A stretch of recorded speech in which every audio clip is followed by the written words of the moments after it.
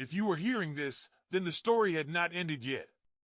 High in the Colorado mountains, there were men who never returned to towns, not because their bodies could not carry them back, but because their minds carried too many shadows. Victor Hayes was one of them. He had once worn a badge, once believed in order, but those days were gone. The summer of 1974 found him in silence, cut off from roads and voices, certain that the world had moved on without him. Yet the past never asked for permission. It never cared for distance or time. It followed like a silent rider, waiting at the edge of the trees, and when the moment came, it found him. One night, with the wind pressing hard against the cabin walls, Victor realized that solitude was never protection, only a pause. What waited outside was not peace, but the beginning of a storm that would demand everything he had tried to bury. Colorado, 1974.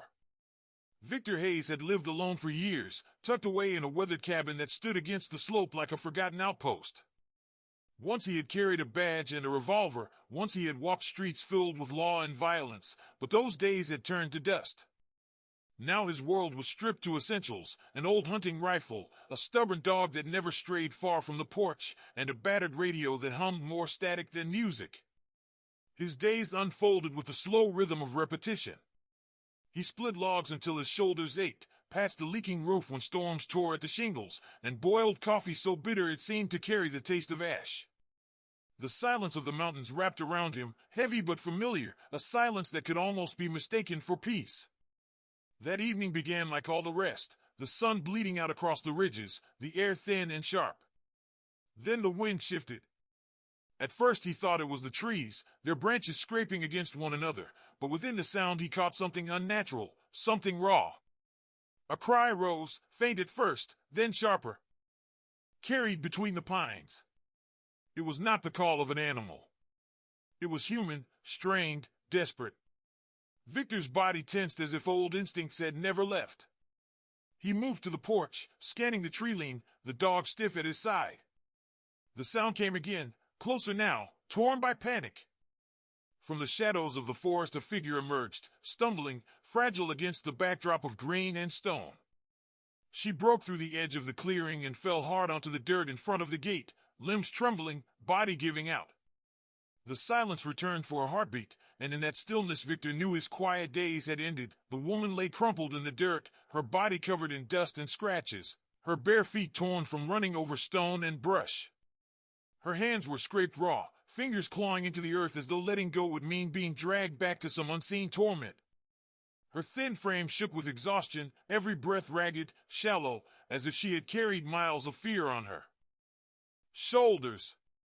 Victor bent down and slid his arms beneath her, lifting her with care. She weighed almost nothing, the fragility of her body a stark contrast to the violence it had endured. He carried her into the cabin, the dog pacing anxiously at the doorway, and laid her on the narrow bed against the wall. Reaching for an old wool blanket, he pulled it over her, its rough threads the only barrier between her skin and the night air that seeped through the cabin boards. For a moment she clutched the fabric like a lifeline, curling into herself. Then the blanket shifted, slipping just enough to reveal her back. Victor froze. Across her shoulders and spine stretched a landscape of pain carved into flesh.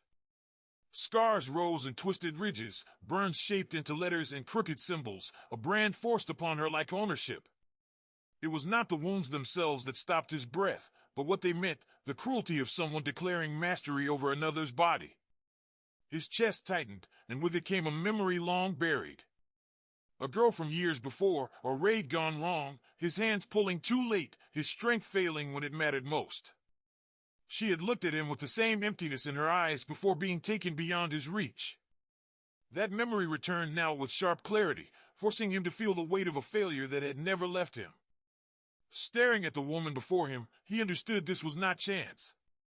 This was another test, another moment where he could either turn away or stand against the shadow that had followed him all these years. Night pressed heavy over the cabin, the silence broken only by the groan of the wooden beams and the restless sweep of wind across the shutters. Inside, the fire in the small iron stove flickered unevenly, throwing light that crawled across the walls and left corners drowning in shadow. The woman lay close to the warmth, her body curled tight, her shoulders shivering beneath the blanket even though the room was far from cold. Every sound afar, OM outside reached her as if magnified, each creak of a branch or whisper of the night pulling her tighter into herself. Victor kept his distance, moving about the room with a quiet purpose that was more ritual than necessity. He poured coffee so dark and bitter it stung the air, then sat at the table with a knife and a block of wood, whittling it down in slow, steady strokes. His eyes, though, strayed constantly to the cot where she lay, searching for the rise and fall of her chest, listening for proof that she had not slipped away. Hours stretched, measured by the crackle of the fire and the faint ticking of a clock that had long since stopped keeping true time. As dawn crept pale and hesitant through the narrow window, she stirred. Her lips parted, cracked and dry, and the faintest whisper broke the hush. One word, fragile as breath. Water. Victor rose without hesitation, filled a tin cup from the pot, and knelt beside her. He offered it slowly, his movements deliberate, careful not to startle her. She lifted the cup with trembling hands and drank in small, cautious sips, each swallow carrying both need and suspicion. Her eyes lifted to meet his, searching, holding his gaze longer than before. There was no gratitude in that look, no plea for rescue, only a stark declaration that defied the scars on her skin and the terror that clung to her. It said she was still alive, still present, still unbroken enough to claim the moment as her own. The sun rose high over the ridges, spilling its light across the clearing until the cabin seemed carved out of gold and shadow. The woman stepped outside for the first time since collapsing at the gate, her bare feet brushing the rough boards of the porch. She lowered herself onto the step beside Victor, her posture rigid, her eyes fixed on the tree line as if she expected it to move against her. For a long while she said nothing. The air between them carried only the murmur of wind through pine needles and the distant call of a crow. When her voice came, it was faint and almost without intention, as if the words had slipped free before she could stop them.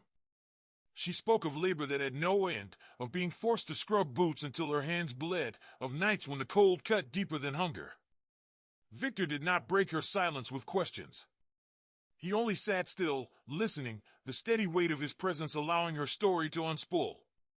She described a camp hidden high in the mountains, a place not marked on any map, where men and women were driven to work the rock until their bodies gave out. Those who tried to escape were branded with hot iron, their flesh scarred as a warning. Those who disobeyed were struck down with whips until they learned obedience through paw. Her voice carried no rise or fall, only the flatness of memory too heavy to shape with emotion. Finally she spoke a name. Sadler. The man who oversaw it all, who treated the broken and the defiant as his property, who carved his will into the backs of those who dared to resist. At the sound of it, Victor felt a weight settle across his chest. The name was not new to him. He had heard it whispered years ago, tied to violence and money, to debts paid in blood. Sadler was a man who did not surrender what he claimed, a man whose reach stretched further than the law, and Victor understood that whoever sat beside him on the porch carried more than scars. She carried the wrath of a man who never let go. The evening settled slowly, the forest wrapped in a heavy stillness that carried more weight than calm. The sky bled into deep blue, the last edge of light clinging to the mountains before surrendering to night. Victor sat on the porch with the rifle resting across his knees, his eyes half on the tree line and half on the fading horizon. The dog lifted its head before he heard anything, ears pricking toward the trail that wound down from the ridge. Then came the sound, faint at first, then unmistakable, hoofbeats striking against stone, steady and deliberate, drawing closer with each breath. Victor rose, the rifle loose but ready in his hands, and stepped to the edge of the porch. The forest shadows opened to reveal a rider emerging slowly into the clearing. He was not a man of the mountains. His coat was cut from fine wool, dark and pressed, out of place against the dirt road. A gold chain glimmered against his vest, a heavy pocket watch catching what little light remained. His mustache was slick with oil, his face sharp and self-assured, his posture balanced with the ease of someone used to being obeyed. The horse shifted beneath him, restless, but the man's gaze never turned toward Victor. Instead, his eyes fixed on the cabin door, as if he already knew what waited behind it. Inside, the woman froze where she stood. The boards creaked faintly under her weight, her breath caught, her body rigid as though the sound of the rider's voice had turned her to stone. Victor held his ground, his silence deliberate, but the man in the fine coat let a smile curl across his lips. It was not the smile of greeting but of certainty, the kind given by men who arrived knowing the outcome before the first word was spoken. He reined the horse back after a long pause, eyes meeting Victor's for the first time. In that look there was no fear, no hesitation, only the promise of return. The rider turned and guided the horse back into the trees, the echo of hooves fading into the darkness, leaving behind a chill sharper than the mountain air. Victor watched until the forest swallowed him, and in that emptiness the message lingered as clear as the sound at H. Ad carried it. The man would be back, and he would not come alone. The cabin sank into darkness as the night closed in, the mountain silent except for the restless murmur of wind against the pines. Inside, the small lantern cast a dim circle across the wooden table where Victor sat hunched forward, pen scratching against yellowed paper. His handwriting was rough, each word pressed into the page as if weight alone might carry the message to its destination. He addressed it to a man he had once trusted, a deputy-turned-lawman who still carried the badge Victor had abandoned. The note was short, but it carried everything that mattered. If he failed to see another dawn, the trail would lead to the hidden mines that bore Sadler's name.